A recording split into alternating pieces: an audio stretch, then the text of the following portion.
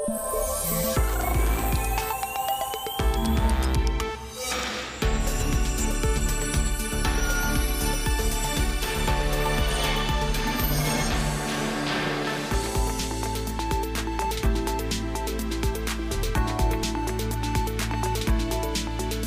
안녕하십니까. 재난방송 주관사 KBS의 사사건건, 오늘은 눈 소식부터 전해드리겠습니다. 간밤에 또다시 폭설이 내리면서 오늘 아침 수도권에 최대 40cm가 넘는 눈이 쌓였습니다. 특히 무거운 눈 때문에 곳곳이 쓰러지고 무너지고 또 차량 수십 대가 추돌하는 사고에 쌓인 눈이 아파트 입구를 막아버려서 출근을 포기한 분들도 있었다고 합니다. 맹소영 기상 칼럼니스트와 자세한 상황 알아보겠습니다. 안녕하십니까? 네, 안녕하세요. 지금 일단 눈 상황부터 볼게요. 잠깐 밖에 보니까 소강 상태인 것 같기도 하고 좀 녹는 것 같기도 한데, 일단 내륙 지역의 대설경보가 지금 대부분 해제된 상태죠? 맞습니다. 예. 제주 산간 지역은 아직까지도 대설경보가 남아있는 상황입니다. 네. 대설경보라고 하는 것은 24시간 이내에 20cm 이상의 이제 신적설, 추가적인 눈이 더 내릴 수 있는 그런 상황인데, 지금 강원 산간 지역으로만 대설경보가 내려져 있는 상황이고요. 오후 1시부터죠. 순차적으로 남아있었던 대설특보 모두 해제가 됐습니다. 경기 남부 지역, 강원 남부 내륙 지역인데요. 근데 아직까지는 레이더 영상상의 모습을 좀 살펴보시면 아직까지는 강수 구름대가 이들 지역에 머물러 있습니다. 지금 보시는 화면에서 분홍색으로 표시되어 있는 게 강수 구름 중에서도 비보다는 눈의 형태로 내리는 지역인데, 대설특보가 해제가 됐다라고 하는 것은 향후 24시간 내에 5cm의 눈이 추가적으로 내리지 않을 뿐이지 그보다는 좀 적은 약한 눈발이 여전히 내리고 있기 때문에 추가적인 어떤 눈싸임에 대한 대비를 하셔야 될 것 같고요. 그리고 눈비가 섞여 내리는 이제 초록색 구간, 그리고 이제 비의 형태로 내리는 지금 호남과 충남 지역 같은 경우에는 눈보다는 비의 형태로 내리고 있는 그런 상황인데요. 근데 워낙 이제 기온은 계속해서 낮아지는 그런 상황이 보이기 때문에 이제 눈이 내리지 않기 때문에 다행이다라기보다는 이제 해가 저물어서 저녁으로 접어들게 되면은 이 비가 좀 얼어붙어서 도심 곳곳이 다시 미끄러운 상황이 될 수 있다라는 점을 좀 감안하셔서 퇴근길을 준비하셔야 될 것 같습니다. 예, 그러니까 큰 눈은 이제 뭐 더 이상 안 올 가능성이 높지만, 작은 눈, 그리고 아직까지 여전히 뭐 강원 지역 일부 아까 보신 것처럼 눈이 오는 곳이 곳곳에 있을 수 있으니까 눈싸임에 좀 대비를 해야 된다는 말씀이신 것 같고, 다행히 이렇게 눈이 좀 잦아들긴 했습니다만 아침에 뭐 출근하실 때 어떠셨나 모르겠습니다. 저도 굉장히 좀 긴장하고 왔는데 눈이 40cm 안팎까지 쌓이면서 출근길 불편 겪으실 분들 많았는데, 집에서 일찍 나섰는데도 뭐 교통편이 갈 수가 없어서 한 1시간 걸어서 지하철 타신 분도 계시고, 그리고 심지어 스키를 타고 출근하신 분도 있었어요. 지금 영상 보고 계시죠? 저분이 지금 집에 있던 스키를 꺼내서 출근을 하고 계시는 모습인데요. 얼마나 출길이 힘들었고 어떤 방법이 없었으면 저렇게 선택하셨을까. 나중에 보니까 한 1시간 반 정도 걸려서 스키를 타고 출근을 하신 고등학교 체육 교사셨다고 또 하더라고요. 네. 뭐 도로를 가로질러 가는 위험한 상황이 아니다라고 하면 많은 분들이 보셨을 때 나는 왜 저런 요령을 생각하지 못했을까라고 생각을 많이 하셨을 것 같습니다. 이번에 많은 눈 예보 때문에 계속해서 사전에 당부를 드렸다라는 것이 출퇴근길에 자가 이용을 하는 것보다는 좀 대중교통을 이용하셔야 된다라고 거듭해서 말씀을 드렸고, 도심의 차가 평소보다 굉장히 적을 만큼 많은 분들이 대중교통을 이용을 하셨습니다. 네. 그런데 오히려 그 대중교통으로 인해서 불편함을 겪어서 출근길 다시 집으로 돌아와야 되는 그런 불편함을 토로하는 시민들도 굉장히 많았는데요. 아마 이번에 기상청에서 이 눈이 시작되기 직전에 나오는 그런 어떤 수치 모델상의 자료를 보아하니 예전에 발표했던 보다도 이 수치 예보 모델상에서 발표하는 그 적설의 양이 갑자기 늘어나서 이제 대응을 하기 위한 그런 이제 선제적인 조치로 발표를 변경해서 했습니다. 그런데 이제 기상청에서 뭐 능력이 부족하거나 기술이 부족해서가 아니라, 저는 이번 상황을 보면서 2019년 장마 때를 좀 생각을 했거든요. 네. 그때 경기 북부 지역에 계속해서 비의 강수량이 예상 강수량이 300에서 500mm가 측정이 되는 겁니다. 그 당시에 예보관님들이 어떤 이야기를 했냐면요. 수치 예보 모델상에서 다양한 자료들이 이러한 자료를 내기 때문에 신뢰하고 발표하기는 해야 되는지 의구심이 든다. 정말 이 정도의 비가 우리나라에 내릴 수 있을까? 내렸거든요. 아마도 이번에 강수 그리고 적설을 좀 예상을 하시면서 좀 전에는 겪지 못했던 도심 내 폭설, 그리고 11월 달에 10월에 첫눈치고 이런 양의 눈이 내리는 거는 기상청에 30년 이상을 예보하시는 분들도 혀를 찰 정도로 이런 예보는 없었기 때문에 많은 좀 대비는 우리 이런 어떤 방제 성능 자체가 여기에 지금은 이 기준치가 되어 있지 않기 네네. 때문에 많은 어려움들이 있는데요.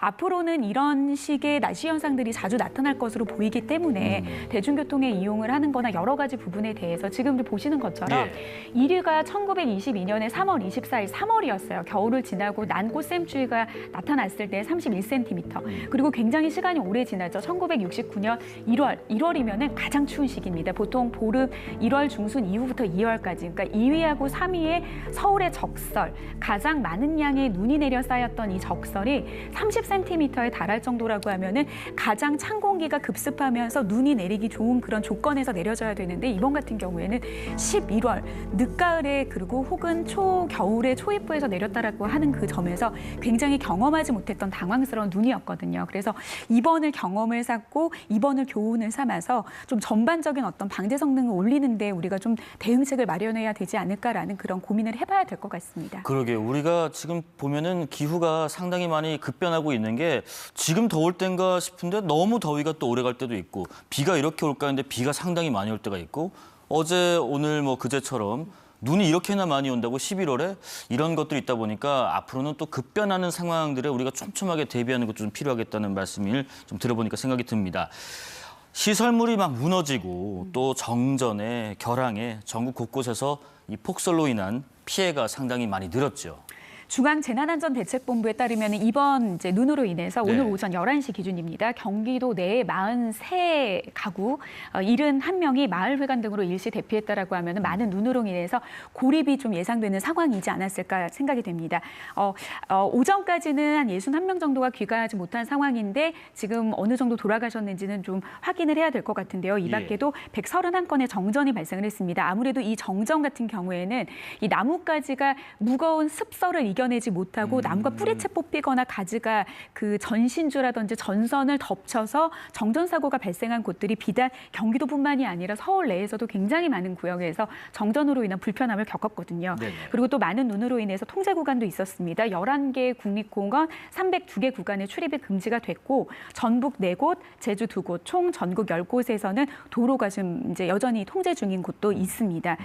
그리고 중부지방 같은 중부와 남부 내륙에는 대설특보가 지금은 해제가 됐지만 점진적으로 확대 강화되는 그런 이제 상황 동안에는 중대본 1단계에서 2단계로 상향이 되고 또 대설 위기경보 수준도 주의에서 경계라고 하면 관심주의, 경계, 심각 세 번째 단계에 해당되는 흔하게 내려지지 않는 단계까지 격상이 될 상황이었는데 아무래도 이 사고가 발생을 하는 거를 크게 나눈다라고 하면 습설로 인해서 붕괴 아니면 미끄러움이었습니다. 그러니까 결국에는 무거운 눈으로 붕괴 사고가 발생을 하고 뭐 나무가 쓰러지는 것도 마찬가지의 이제 이유이고요.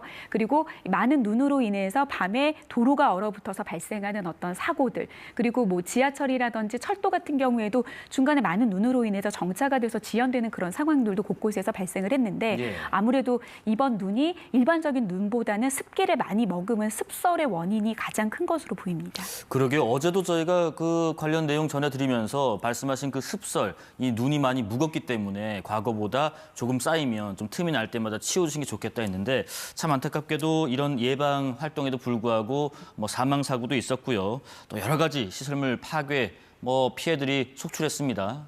맞습니다. 이번 그 습설의 무게 같은 경우에는 굉장히 상당합니다. 가로 세로 1m, 그러니까 1제곱미터 공간에 한 1cm의 눈이 쌓였을 때 그러면 1제곱미터의 공간이 어느 정도냐?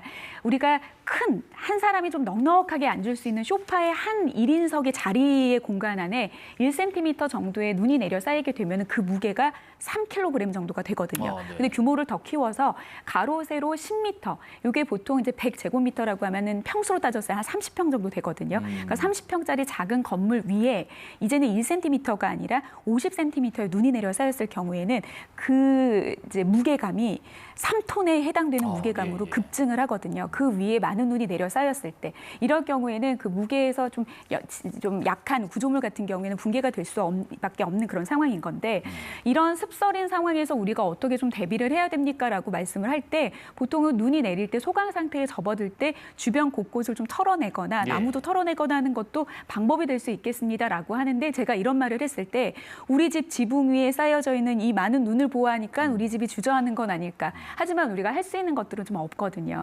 그래서 좀 이런 습설이 예보가 됐을 때는 물리적으로 좀 위험하지 않은 선안에서 우리가 치울 수 있는 주변 눈이 쌓여져 있는 거는 치울 수도 있기는 하지만 앞서 말씀을 드렸던 맥락적인 부분에서 이제 앞으로는 지구 온난화로 인해서 이러한 눈도 우리나라에 자주 내릴 가능성이 굉장히 높은 상황인 거거든요.